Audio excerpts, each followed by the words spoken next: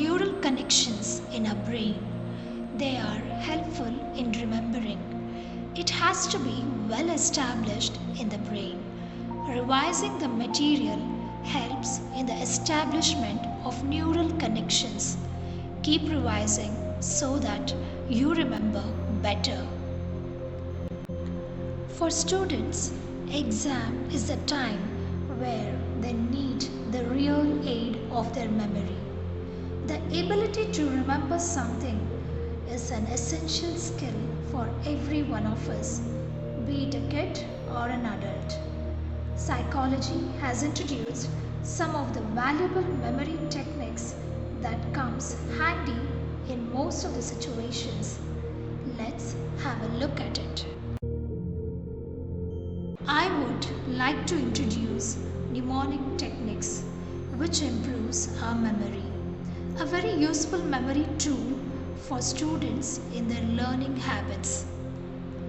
In the picture, you see some of the most important mnemonic techniques. The first technique is visual imagery. It is simply visualizing the information that you want to remember. For example, students learning geometry sometimes confuse the diameter and radius of a circle. The radius is a line from the center of the circle to the edge.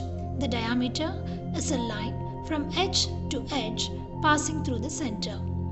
Look at the image. The swinging radish reminds you of radius. Isn't the example so easy to understand?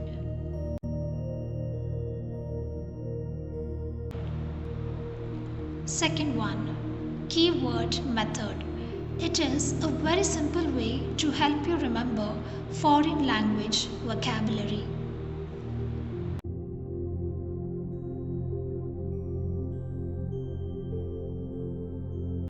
Let's assume you want to learn a Spanish word for years. Las orejas. It sounds like Oreo has. It's la for girl in Spanish. Now visualize a girl having Oreo biscuit ears. So in Spanish, ears is las orejas. Simply superb, right? The third technique, method of loci. Method of loci is a mental journey in memorizing the information associating to any familiar locations. In other words, to visualize placing the items that has to be remembered in an imaginary or mental journey. This is one of the most interesting memory tool. Let's suppose that you want to memorize the following list: monkey, computer, apples, soccer, bike, cake, and cell phone. Now think of a logical movement through the rooms of the house. This can be your daily routine as you wake up on your bed and you prepare to go to work. Take the map of your house like bathroom, bedroom, living room, kitchen, and the front door. Here, only two rules apply. The places must be familiar and distinct. You must identify that every place you move on is different than the previous one. Now comes the fun. Creating a mental crazy story. The method can be like this. I wake up in my bedroom and the first thing I see as I open my eyes is a monkey that stares at me. As I move to the bathroom, I see a posted paper on the mirror writing, "Your computer is broken." Damn, this monkey broke it. I make my way to the second bedroom and on the desk I see a basket full of rotten apples and they smell terrible. Remember here, sensory data increase your memory capacity.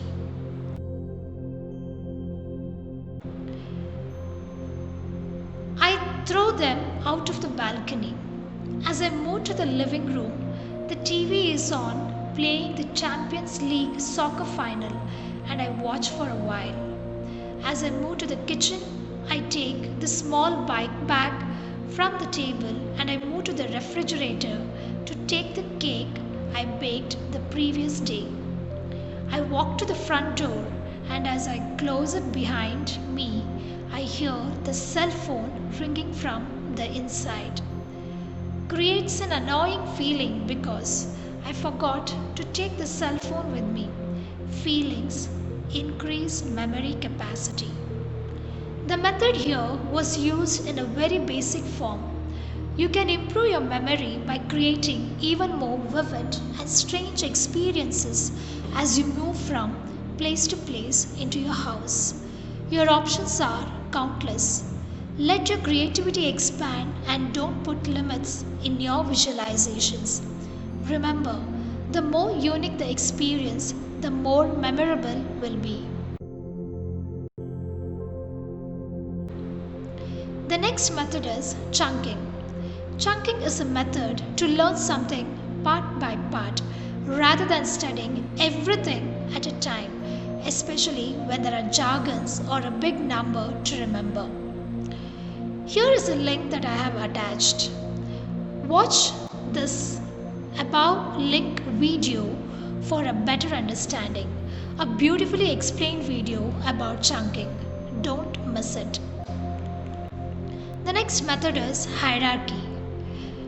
This is an example of hierarchy method. The image that you see tells all about hierarchy method. It is giving a structure and studying in an order. This is one of the best memory techniques to remember the subheadings of a topic. The next one is first letter method. The first letter of each word to be taken in a list of words you wish to remember and make a word or phrase associating to it. Examples are abbreviations and acronyms. For example, I have given here 4 P's.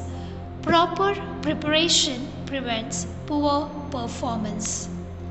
The next one is narrative technique.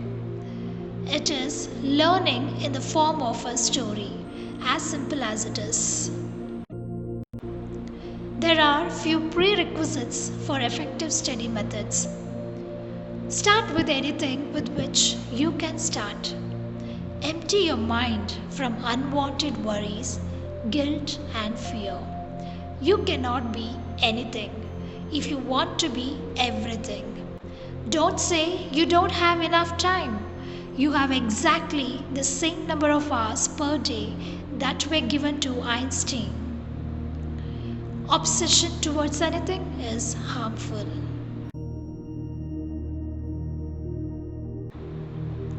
Now, what are you waiting for? Implement these techniques and see the difference in the working of your hippocampus. Thank you.